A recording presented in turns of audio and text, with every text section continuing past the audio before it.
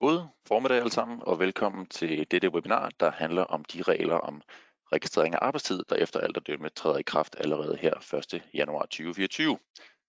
Jeg hedder Ulrik, og jeg har fået den fine opgave at stå for det praktiske her, før Mette får ordet lige om lidt. Vi er rigtig mange i dag, faktisk er vi over 1400, og derfor er det ikke muligt for jer at stille spørgsmål undervejs. Dog håber jeg, at I alle sammen kan høre det, jeg siger nu, fordi I skal bruge computerens lyd til webinaret. Så det er ikke muligt at bruge jeres telefon eller andet. Men bare rolig, fordi allerede på fredag, der får I en mail med optagelsen af det her webinar, og så kan I se det igen lige så mange gange I ønsker. Og når det så er sagt, så vil jeg overlade scenen til Mette Nørlem. Hun er jo senior manager, jurist og ekspert i HR og ansættelsesret her hos Lesser Group. Værsgo, Mette. Tak for det, Ulrik. Og Ulrik, jeg håber lige, du bekræfter, at I kan se både skærm og mig og lyd og det hele kører. Det kan vi med det. Det er så godt, så er der bekræftet fra den ende. Og god formiddag til jer alle sammen, og velkommen til. Som Ulrik sagde, så er vi mange på i dag. I kan se min skærm forhåbentlig, I kan også se mig. Og som I kan se, fordi vi er så mange på, så for at sikre os, der er den bedste lyd, så har jeg taget det her meget flotte pilot McDonough-outfit på med headphones, men det skulle give lidt bedre lyd, så det håber jeg. Jeg vil gerne her i formiddag, eller den næste halve times tid, prøve sådan at give jer et brief ind i det her med nye regler om tidsregistrering. Og rent faktisk så vil vi jo gerne prale af hos Lesser, at vi er ret hurtige. Og faktisk er vi jo så hurtige lige nu, så det jeg er nødt til at fortælle jer i dag, det er jo egentlig, at vi står med et lovforslag, men vi står ikke med nogle færdige regler og et færdigt vedtaget lov. Den er lige nu været sendt i høring, og nu sidder politikerne så lige og kigger på det. Og så kan man sige, hvorfor går vi så ud og fortæller det allerede nu? Jamen det gør vi af 2 årsager. Den ene, det er den, at for det første, så er det egentlig tanken, at de her regler skal træde i kraft 1. januar 2024, og det er altså, som I ved, lige straks. Rent faktisk har vi 2 måneder til det fra i dag af, så det er den ene ting. Og den anden ting, det er, måske kommer der nogle bitte små ændringer og justeringer ud af det her, men de grundprincipper, jeg vil gennemføre for jer i dag, dem ved vi, at det er dem, der kommer, fordi det er simpelthen dem, der kommer fra EU. Så I kan roligt regne med det, jeg siger, at de grundprincipper, de er helt præcise, men det er selvfølgelig super vigtigt for mig at sige til jer, at I skal holde øje med, hvad det er, der kommer, sådan når vi ser det endelige lovforslag, og vi skal nok melde ud, når vi kan se noget nyt. Yes, hvad får du med hjem i dag? Hvad vil vi gennemgå? Ja, vi har travlt, kan I se, for vi har kun en halv times tid. Jeg vil lige kort fortælle lidt om baggrunden for reglerne.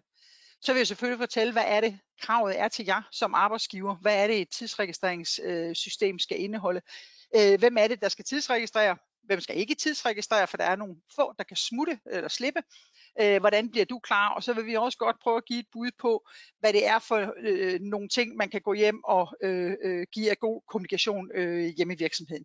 Så lad os holde øje med det, og lad os starte med at sige det. Og så skal jeg skynde mig at sige med det samme, at de regler, jeg gennemgår i dag, det er jo et generelt lovsæt, og det jeg taler om, det er dem, det gælder for, og det skal nok vende lidt tilbage til, hvem det er. Men der er jo rigtig mange andre medarbejdere, som har andre typer af arbejdsmiljøregler. Og det betyder, at det kan være lastbilchauffører, der må køre i et længere stræk, eller det kan være andre hviletidsbestemmelser, eller det kan være folk, der arbejder i døgnvagt eller noget andet. Så hvis I har andre arbejdsmiljøregler omkring arbejdstid for nogle af jeres medarbejdere, så gælder de altså stadigvæk. Det her, det er kun de her standard arbejdstidsregler, som vi kommer til at snakke mere om. Og endelig så er det også super vigtigt at sige, at nogle af de her ting kan også være anderledes i overenskomst, så er I omfattet af overenskomst, så er I nødt til at kigge ind i, hvad der gælder der. Men lad os prøve at starte med at kigge på det her, og lige give et indblik i at sige, hvad er det egentlig, hvorfor skal vi egentlig i gang med det her? Jamen, jeg tror de fleste af jer, der sidder ude i HR-funktioner eller lønfunktioner, ved udmærket godt, at arbejdsgiver har det her overordnede ansvar for arbejdsmiljøet. Og det gælder også, når vi snakker arbejdstid. Og det man gerne vil, og baggrunden, sådan den korte version af det her, det er egentlig, at vi blandt andet har nogle regler om, at man kun må arbejde 48 timer per uge i gennemsnit over en periode på 4 måneder. Og når vi fik den her afgørelse fra EU-domstolen, så var det faktisk, fordi der var en tysk dame, eller en spansk dame i Deutsche Bank, som mente, at hun arbejdede langt mere end de her 48 timer. Og det har hun sådan skrevet ned og noteret og så videre, forsøgte egentlig at rejse en sag mod sin arbejdsgiver omkring det her. Men det kunne hun ikke. Det lykkedes hende simpelthen ikke at komme igennem med det. Så derfor så tabte hun sagen, og så sagde EU-domstolen bagefter, det kan ikke være rimeligt. Hvis en medarbejder, hvis arbejdsgiver har ansvaret for arbejdsmiljøreglerne, så må en medarbejder også have muligheden for at kunne dokumentere det. Og det sagde man så, jamen den eneste måde, man kan gøre det på, det er, at arbejdsgiver sørger for, at en medarbejder i et formaliseret system kan registrere sin arbejdstid, sådan så vi sikrer, at de her arbejdsmiljøregler bliver overholdt. Og det er lige præcis derfor, vi sidder her i dag, fordi de regler er nu på vej ind i dansk ret også, og det er det, vi så skal have kigget ind i. Så tanken er, at man skal kunne dokumentere faktisk arbejdstid, og dermed overholdelse af arbejdsmiljøreglen. Så sidder man og tænker måske, okay, det er jo nemt, vi kan bare regne ud, når ugen er slut, at man har arbejdet 37 eller 31 eller 42 timer, eller hvor mange det nu er, men det er faktisk ikke nok. Altså når vi skal til at kigge på det her tidsregistrering, så har man jo selvfølgelig ønsket, at det er alle arbejdsmiljøregler omkring arbejdstid, som kan aflæses i sådan et system. Det betyder også, at vi har en 11-timers-regel. 11-timers-regel betyder det her med at have 11 timer inden for et fridøgn, hvilket jo typisk betyder, at fra man går hjem til man møder igen, så skal der være minimum 11 timer. Det betyder altså, nu er det ikke nok at registrere, hvor mange timer en medarbejder arbejder. Nu er vi nødt til også at registrere, hvornår timerne ligger. Hvornår møder jeg ind? Hvornår går jeg hjem? Og for nogen er det måske sådan, om end besværligt, så i hvert fald relativt simpelt forstået på den måde, man stempler ind, når man kommer, man stempler ud, når man går. Men vi skal bare huske på, at i dag arbejder vi jo langt mere fleksibelt. Vi arbejder måske hjemmefra. Det kan også være, at jeg går ude i min have, og mens jeg går ude i min have, så går jeg egentlig og løser et eller andet problem i næste uge. Er det arbejdstid? Ja, det er det. Sådan set egentlig. Hvad hvis jeg kører hjem i min bil fra arbejde og snakker i telefon 2 gange med en kollega? Er det så ikke også arbejde? Jo, det er det. Så der er jo en hel masse ting omkring det her med, hvad arbejdstid er, som vi skal kigge ind i, og det vil jeg sige lidt mere om til sidst, fordi det er også noget af det, som jeg synes, I skal prøve at forholde jer til og få beskrevet fra medarbejdere. Jeg skal skynde mig at sige med det samme, når jeg snakker arbejdstid, så er det i forhold til de her arbejdstidsregler. Det har ikke noget med løn at gøre eller noget andet. Lad mig give et eksempel. For eksempel så er det sådan, at hvis jeg er sendt ud af mit firma et eller andet sted hen, og så skal jeg køre hjem. Den tid, jeg kører hjem ud fra en kunde eller kursus, eller hvad jeg nu har holdt, jamen det er arbejdstid. Det er ikke sikkert, at jeg skal have løn for det. Det kan være, at det er en del af min løn. Det kan også være, at jeg ikke får løn for transporttid. Men arbejdsmæssigt i arbejdstidssammenhæng, der er det altså faktisk arbejdstid. Så husk det. Så systemet, vi skal have, skal kunne registrere 11-timers-reglen, altså hvornår man kommer, hvornår man går. Det skal også selvfølgelig kunne tælle sammen det her med, når man de her 48 timer over en periode på 4 måneder. Så skal den faktisk også kunne registrere pauser. Vi er lidt i tvivl om, hvordan det helt præcis bliver, for det har man ikke sådan rigtig præciseret, men i realiteten så er det sådan, at vi har arbejdstidsbestemmelse om, at hvis man arbejder mere end 6 timer på en dag, så har man krav på en pause. Så et eller andet sted kunne vi formode, at der også kom noget omkring pauser. Så har alle krav på et ugentligt fridøgn, det vil sige, at vi er også nødt til at finde ud af, hvornår arbejdstiden er placeret, altså er det mandag, eller tirsdag, eller onsdag, eller hvilke dage er det nu, det er. Så husk alle de her ting, at de skal indgå i det her. Og så er vi nok også nødt til at sige, at vi formoder i hvert fald, at ferie og fravær også skal tælles med. Fordi når vi skal beregne den her gennemsnitlige arbejdstid på de 48 timer, så tælles ferie og fravær ikke med. Så det vil sige, at hvis vi ikke skal tælle det med, så er vi også nødt til at have det registreret. Så det betyder jo i realiteten alt, hvad I har omkring det her, det skal registreres. Så det er sådan lidt, så skal jeg nok prøve lige at kigge lidt ind i, hvad er det så for nogle krav, der stilles til arbejdsgiver. Ja, som sagt, så er planen lige nu, at det her forventes at træde i kraft 1. januar 2024. Så det er jo lige om hjørnet. Og selvfølgelig kan man sige, at det vil vi ikke, eller det gider vi ikke, eller det gør vi ikke, eller det kan vi ikke nå, eller noget andet den stil. Og det er jo selvfølgelig en beslutning, I tager selv. Men jeg vil dog sige, at man skal jo huske på, at når det her er en del af arbejdsmiljøregulativet, så betyder det jo også, at så er Arbejdstilsynet øverste myndighed. Så kunne I tænkes at få besøg af Arbejdstilsynet, så var der jo også en mulighed for, at de også kiggede ind i det her. Endelig så er der jo heller ingen tvivl om, at hvis en medarbejder går i sit fagforbund og siger, jeg tror, jeg arbejder alt for meget, eller jeg skal arbejde på forkerte tidspunkter, jeg har aldrig en fridag eller noget andet, så er det jo også oplagt, at man kommer og siger, at vi vil da gerne se de registreringer, der er på den enkelte medarbejdere. Så jeg tænker, at det er en god idé, I får kigget ind i det her. Jeg kan sådan som en lille bonusinfo fortælle jer, at når man laver et lovforslag, så skal man også prøve at regne på, sådan hvad de økonomiske omkostninger er, og man forventer faktisk fra ministeriet, at det her har en pris på mellem 900 millioner og 2,4 milliarder. Og det her meget, meget store tal, det dækker simpelthen over dels at nogen måske skal ud og indkøbe et system, eller have ændret det system, de har i forvejen, og så er det simpelthen det tidsforbrug, som medarbejderne skal. For det er jo klart, hvis det her er en tvunget opgave, så skal medarbejderne også have tid til at tidsregistrere. Nå, det var en sidebemærkning. Lad os kigge ind i det her. Det vi fik fra EU, og det jeg ved, vi kommer til at få med de danske regler også, ikke? Det er det her med, at arbejdsgiver får en pligt til at indføre et objektivt, pålideligt og tilgængeligt arbejdstidsregistreringssystem, som kan måle lige præcis de her ting, jeg snakker om. Og det er jo selvfølgelig helt ned på den enkelte medarbejder og det enkelte medarbejderniveau. Hvad det er for et system, I vælger, der er sådan set frit metodevalg her. Det har man bevidst ikke lagt ind på. Det vil sige også, at det ikke er et krav, at I går ud og investerer i et elektronisk digitalt system eller noget andet. Det kan godt være en lommebog, det kan godt være et Excel-ark eller noget andet. Men I skal dog være opmærksom på, at der er faktisk 2 krav til det her registreringssystem. Den ene, det er, at arbejdsgiveren skal sørge for, at medarbejderen til enhver tid kan se sine egne oplysninger. Og det tænker jeg selvfølgelig måske gør lommebogen en lille smule ukompliceret, eller en lille smule uegnet som værktøj.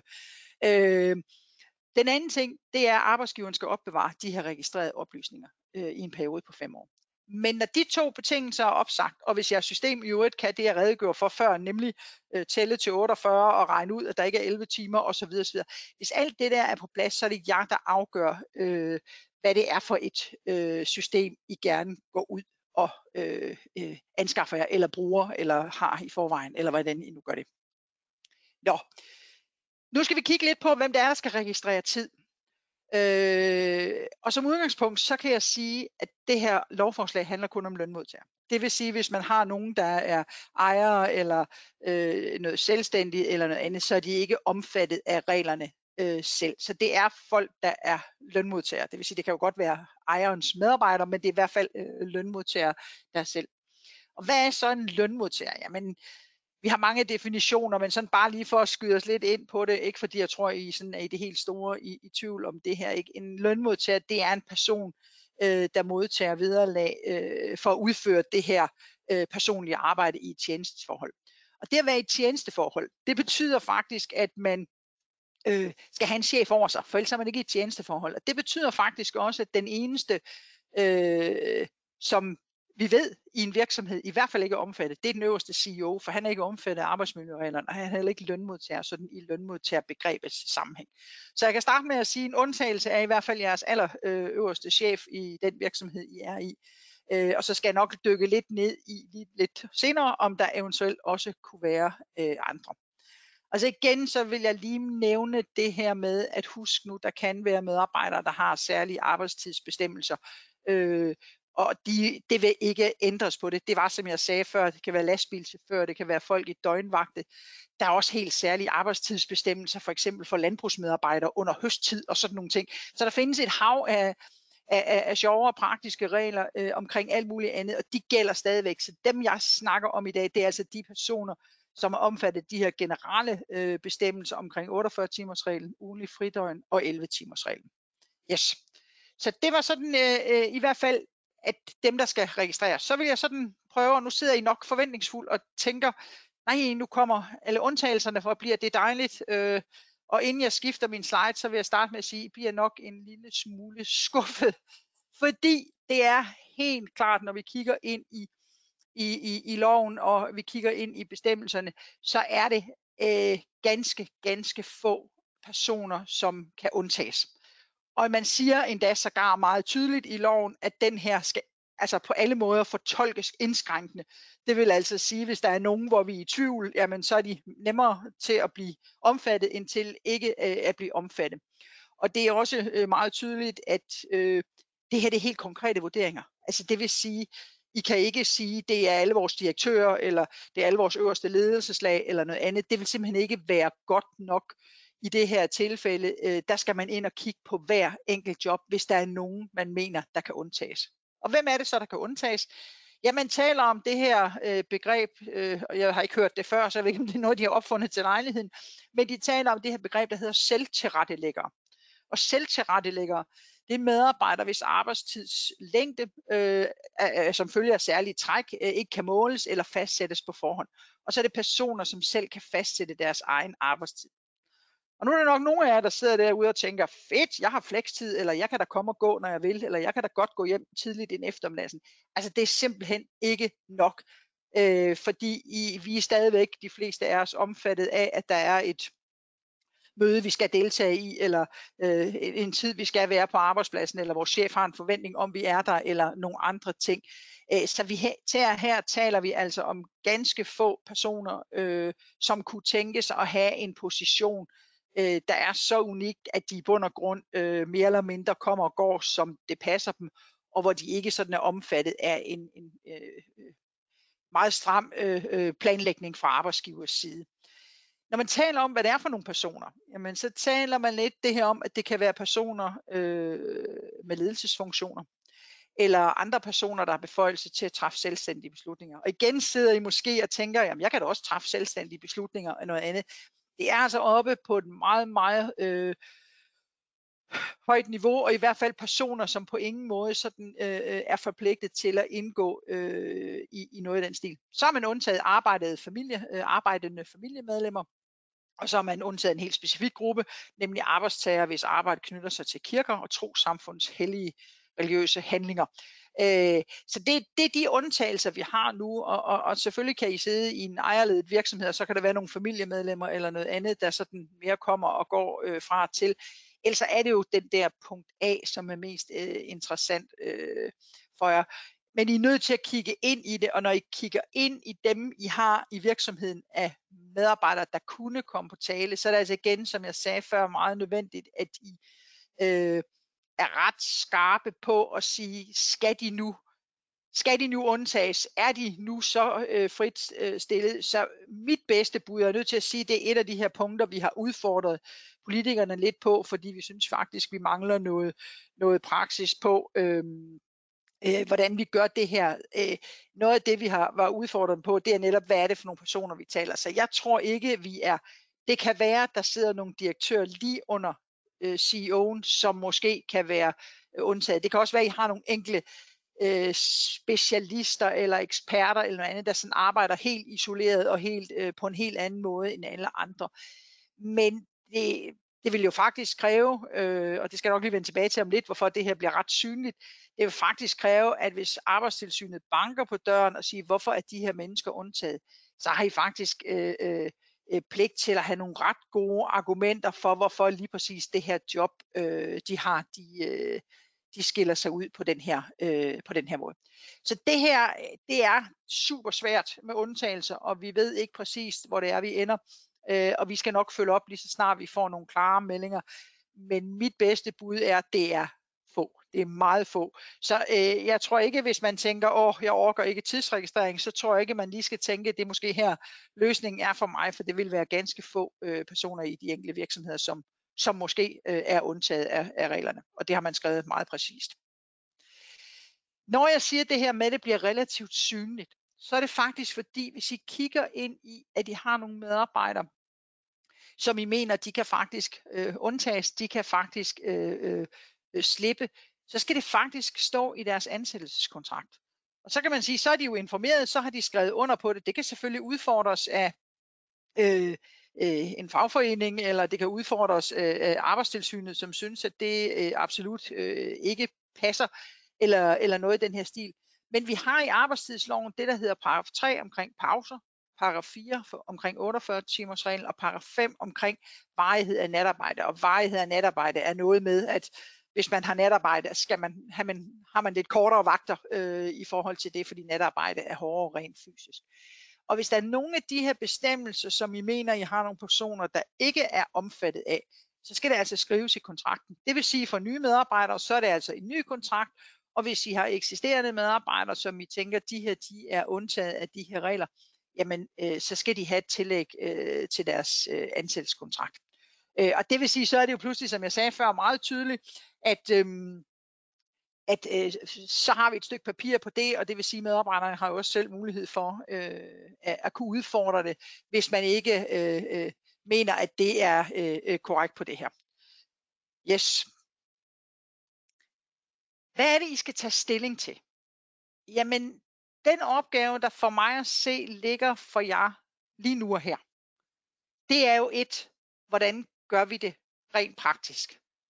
Hvilket system, hvilken metode vil vi registrere tid i? Og der er I nødt til at kigge ind i alle de her elementer, som jeg sagde. Vi skal kunne tælle til 48, vi skal kunne kigge på, hvornår det er placeret, vi skal kigge på ferie, vi skal kigge på pause, og prøve at kigge ind i at sige, hvad er det for en løsning, vi har? Har vi allerede en løsning? Skal vi ud og investere i en løsning?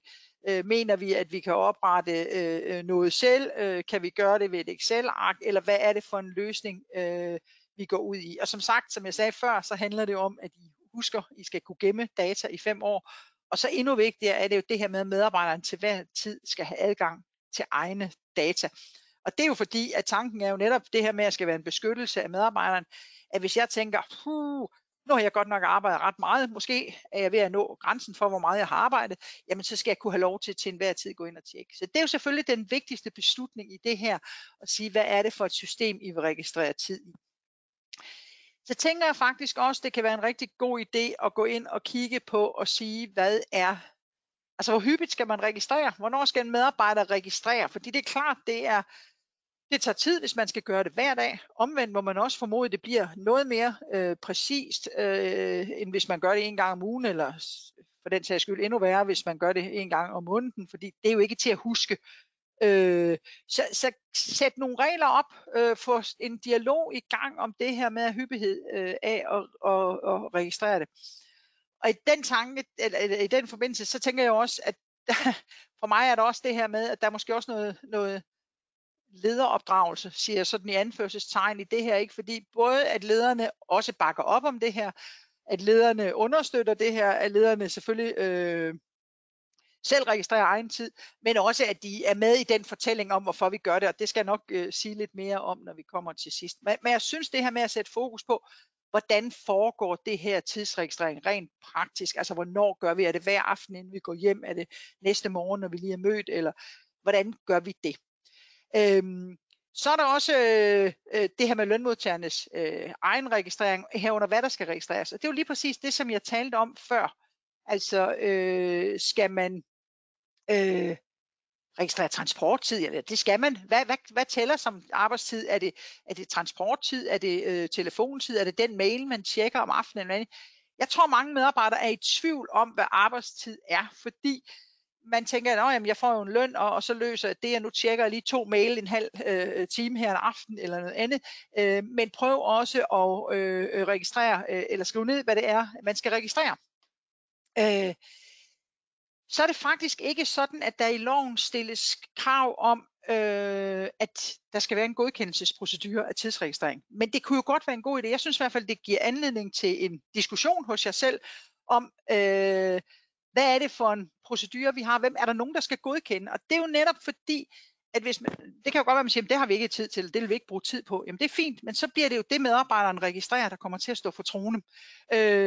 Så derfor kan det jo godt være, at det giver mening, at man på en eller anden måde har lederen til at godkende, at vi også er enige om, at det er nok sådan, du har arbejdet. Det kan godt være, at I siger, at det vil vi ikke bøvle med, men så har I taget en aktiv beslutning om det, og så gælder det jo i hvert fald, at medarbejderens registrering så er dem, der kommer til at tælle, hvis diskussionen kommer ind. Så er der det her med registrering af pauser.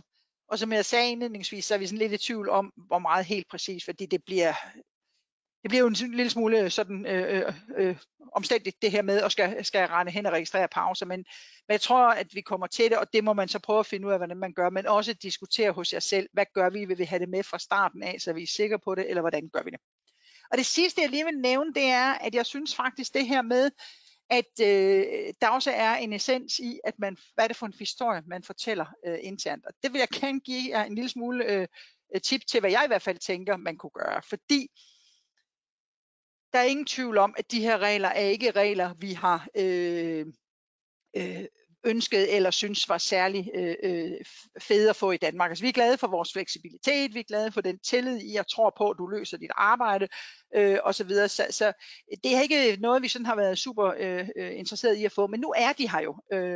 Og når de er her, så kan vi jo lige så godt prøve at få noget godt ud af det. Og jeg er meget glad for i dag at sidde her på distancen, hvor jeg ikke kan se alle de sure blikke, I sikkert har sendt mig over de her regler, der kommer, fordi I måske også synes, det tager tid, og det er besværligt, og det er irriterende, og vi bruger tid på det.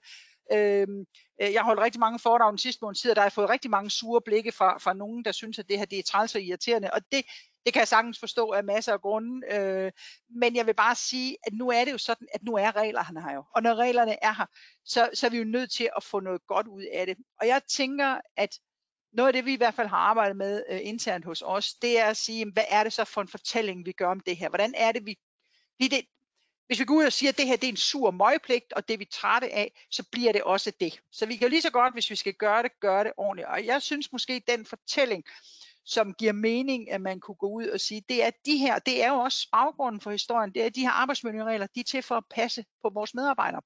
Så når vores medarbejdere siger, hvorfor skal vi registrere tid, så skal svaret være, det skal I, fordi vi passer godt på jer. Vi sikrer os, at I kun arbejder det, I må, og I holder fri, og I får hvilet ud og alt muligt andet. Og lige præcis det her værktøj, det er jo jeres værktøj. Det er et værktøj, vi giver til jer, for at I får mulighed for at tjekke, om de regler faktisk overholdes.